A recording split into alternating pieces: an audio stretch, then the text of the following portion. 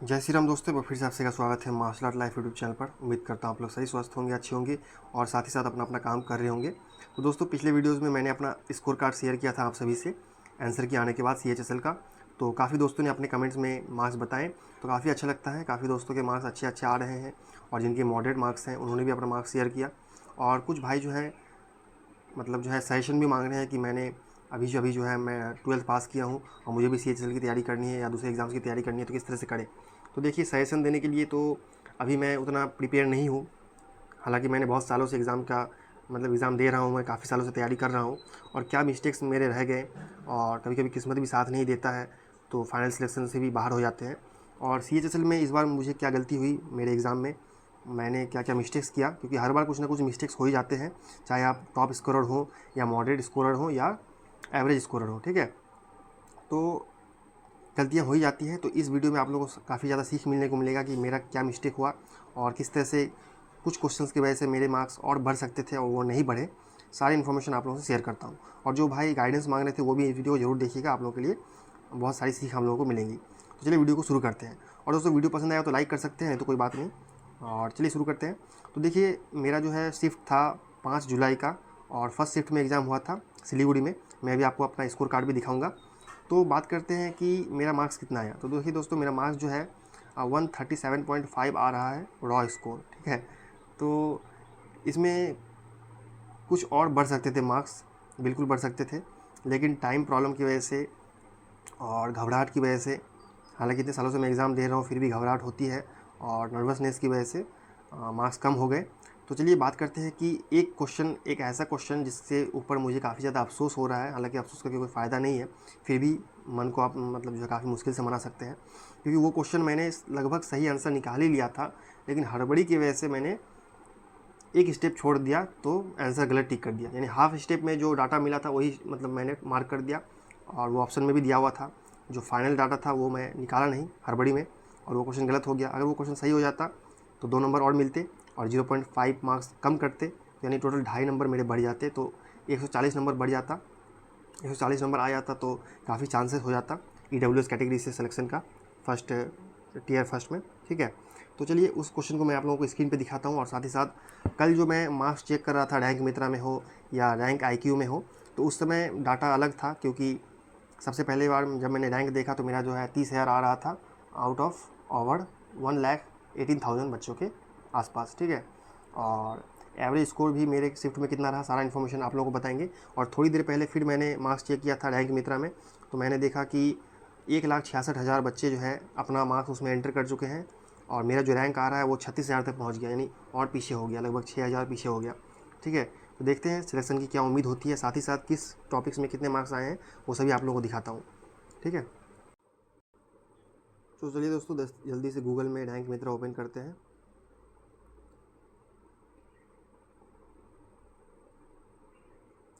क्योंकि मैंने पहले से ही सबमिट कर रखा है, तो यहाँ पर ये CHSL टायर 1 पे जाते हैं और यहाँ पे check your rank and score दिखा रहा है, यहाँ पे क्लिक करते हैं।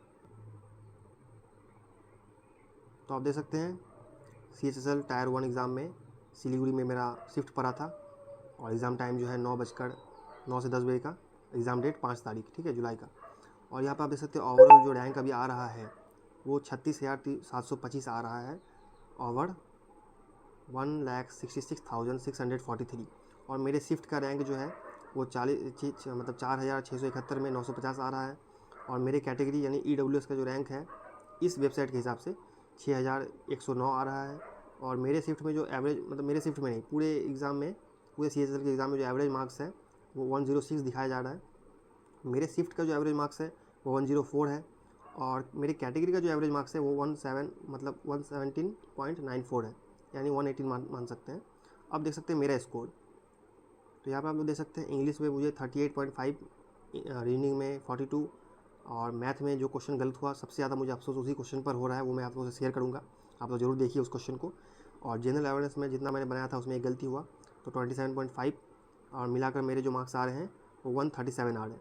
अब आप अगर नॉर्मलाइज स्कोर की बात करते हैं तो आप लोग देख सकते हैं इस डाटा के हिसाब से, इस वेबसाइट के हिसाब से मेरे जो नॉर्मलाइज्ड मार्क्स आ रहे हैं वो 150.3 आ रहे हैं। और आप लोगों को पता होगा कि पिछले साल 151 कट ऑफ गया था EWS का, जनरल का शायद 153 गया था।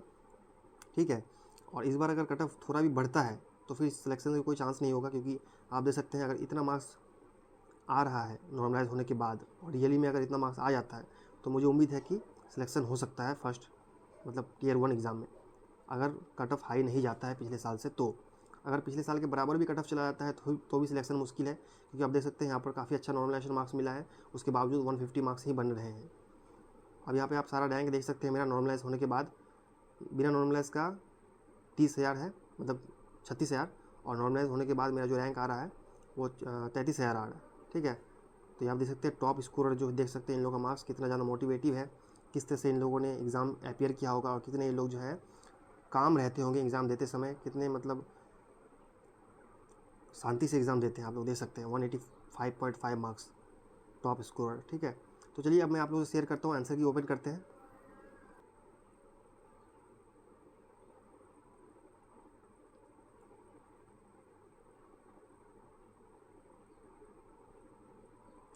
देखिए दोस्तों, मैंने अपना आंसर की ओपन किया है। यहाँ पे मैं मैथ्स का वो क्वेश्चन आप लोगों को दिखाना चाहता हूँ जिसमें मेरी जो है काफ़ी सिली मिस्टेक की वजह से 2.5 नंबर कम हो गए, और 2.5 नंबर कितना मायने रखता है आप लोग समझ सकते हैं। ये देखिए क्वेश्चन, राजेश एक फुटबॉल से खेल रहा है जिसका व्यास 28 सेंटीमीटर है।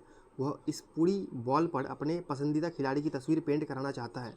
पेंटर 2 रुपये प्रति सेंटीमीटर स्क्वायर का शुल्क लेता है। बॉल को पेंट करने की लागत क्या होगी? देखिए कितना आसान क्वेश्चन है और काफ़ी मैं कॉन्फिडेंट था इस क्वेश्चन में, क्योंकि मेंसुरेशन में मैं फार्मूला काफ़ी अच्छे से याद रखता हूँ और मुझे थोड़ा अच्छा लगता है। तो 4πr² मैंने फार्मूला लगाया, इसका टोटल सरफेस एरिया निकाल लिया बॉल का, और मेरे जो मतलब एरिया निकला वो आप देख सकते हैं ऑप्शन 4 में है 2464, और हड़बड़ी में मैंने इसे ही टिक कर दिया, क्योंकि 1 सेंटीमीटर स्क्वायर का 2 रुपये कॉस्ट पड़ रहा है।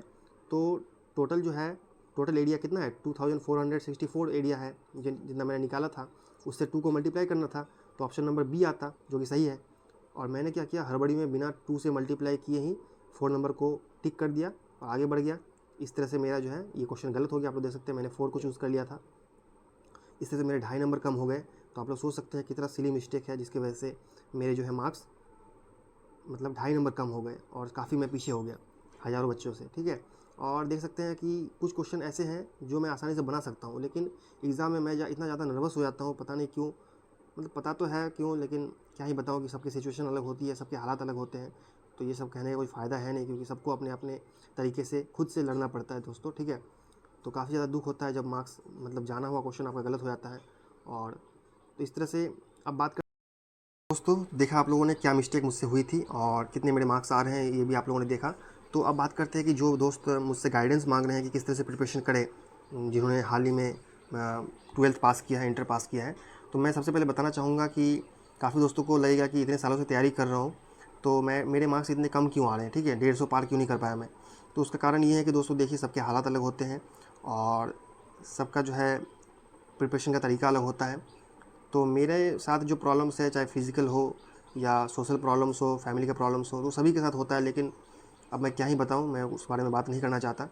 तो मैं बताता हूँ आप लोगों को कि मैंने जितने बहुत सारे एग्ज़ाम दिए हैं, एसएससी के भी बहुत सारे एग्ज़ाम्स दिए हैं, रेलवे के भी एग्ज़ाम्स दिए हैं, ठीक है, पुलिस के भी एग्ज़ाम्स दिए हैं, और साथ ही साथ पिछले साल जीडी का भी एग्ज़ाम दिया था, जिसमें मैं फाइनल सिलेक्शन तक पहुँच ही गया था, लेकिन मेडिकल में छँटने की वजह से, फिज़िकल प्रॉब्लम की वजह से मैं क्वालिफाई नहीं कर पाया। उसमें भी ठीक ठाक मार्क्स थे मेरे, मुझे सिलेक्शन हो जाता। लेकिन काफ़ी मतलब अलग अलग तरीके के एग्ज़ाम्स की तैयारी करने की वजह से, जैसा कि नाम ही है जनरल कंपटीशन, तो आप लोगों को हर एग्ज़ाम की तैयारी करनी पड़ती है।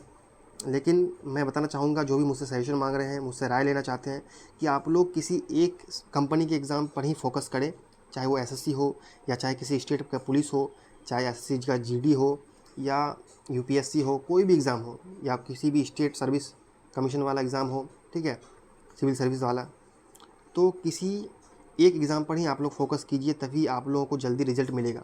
और हम लोग जैसे लोअर क्लास फैमिली के जो बच्चे की चाहत होती है कि जल्दी से जल्दी जितने भी फॉर्म आ रहे हैं, चाहे उसमें वैकेंसी ज़्यादा हो कम हो, सब में भरेंगे, सब में चांस लेंगे, सब में जी जान से मेहनत करेंगे, ताकि जल्द से जल्द प्रॉब्लम से बाहर निकल जाए, सिलेक्शन हो जाए हम लोगों का। सबसे बड़ी गलती हम लोग यही करते हैं कि हम लोग सोचते हैं कि जितनी जल्दी हम लोग मतलब सारे एग्ज़ाम्स को फिल कर देंगे तो किसी न किसी एग्ज़ाम में हम लोग का हो जाएगा। ये सबसे बड़ी गलती मैंने समझा है इतने दिनों में, क्योंकि आपको किसी एक एग्ज़ाम की ही तैयारी करनी पड़ेगी, तभी आप लोग जाकर जो है उस एग्ज़ाम में अच्छा स्कोर कर पाएंगे और कट ऑफ पार कर पाएंगे और फाइनल सिलेक्शन तक पहुंच पाएंगे।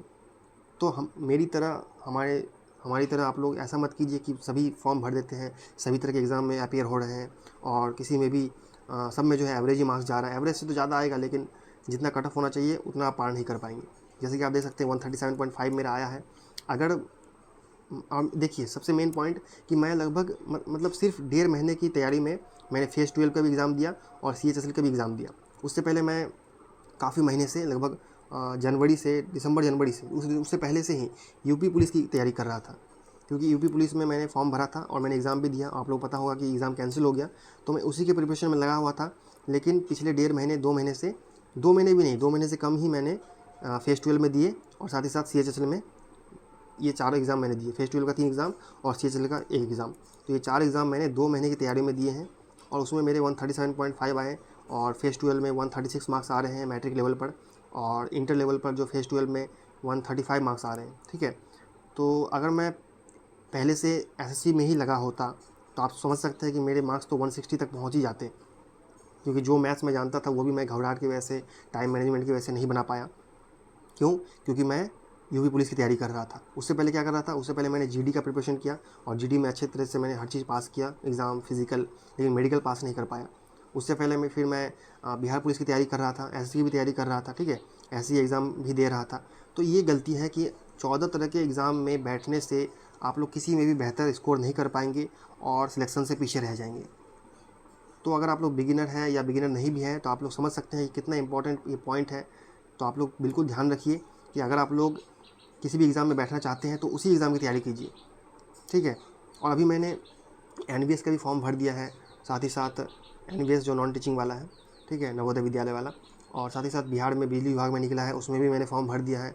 तो लगभग हज़ारों रुपये, अगर आप लोग का सिलेक्शन होता है, हम लोग का सिलेक्शन होता है, तो कम से कम 4-5 महीने तो सिर्फ फॉर्म के पैसे, मुझे लगता है कि फॉर्म के पैसे वसूल करने में लग जाएंगे।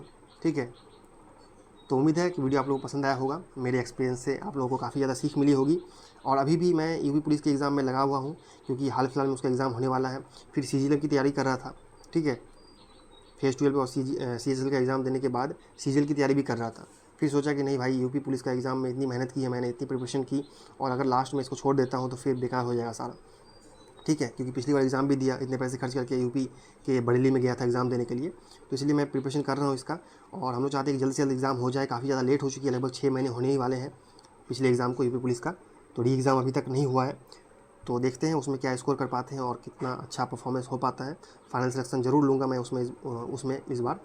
लेकिन CGL में पीछे रह जाऊँगा, क्योंकि CGL की तैयारी मैं अब इसकी वजह से नहीं कर पा रहा हूँ, क्योंकि आपको पता है कि यूपी पुलिस में हिंदी पढ़ना पड़ता है, CGL में फिर इंग्लिश पढ़ना पड़ता है, साथ ही साथ मैथ की उतनी प्रैक्टिस नहीं कर पा रहा हूँ। ठीक है, तो ये सारे प्रॉब्लम्स हैं।